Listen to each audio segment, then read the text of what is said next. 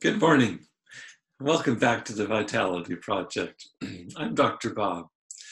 I shared some statistics yesterday to draw out a clear picture of just how widespread addiction is. Whether to substance or to behaviors, it's universal in our contemporary world. In fact, one study discovered that 2 out of 3 people here in the United States acknowledge that they have someone in their immediate family who's currently addicted to alcohol or other drugs.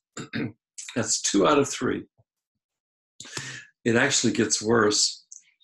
2 out of 3 people in the same study said that they would not talk to anybody outside their immediate family about the addiction in their family. Why is that?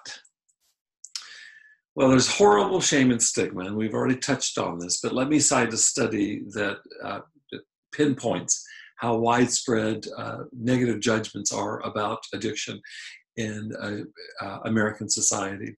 There was a study done by the Johns Hopkins School of Public Health. It's probably the premier school of public health on the planet.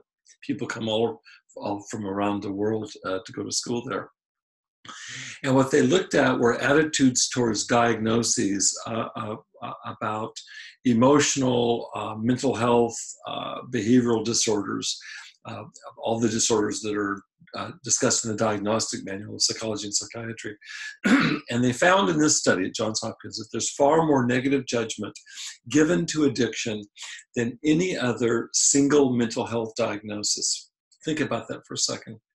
It's far better to be diagnosed with autism, for example, or schizophrenia, or antisocial personality disorder. For that matter, any other mental health disorder, anything other than to be labeled as addict or alcoholic.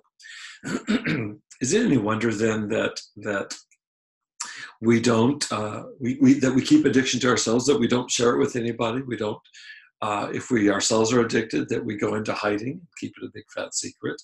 Or if we have it in our families, that we don't share it with others. If we have a father or a mother or brother or a sister or a husband or wife, that we don't share it. And you can see why, to avoid risking further judgment, which is so crippling, or even humiliation. So I want to say this, is that we're dedicated here at the Vitality Project to taking a radically different approach to addiction and recovery.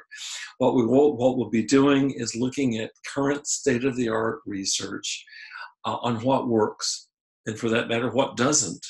And then doing all we can to co-create here at the Vitality Project a supportive community where we can learn to practice skills that will not only get us sober, but keep us that way, no matter what our addiction is.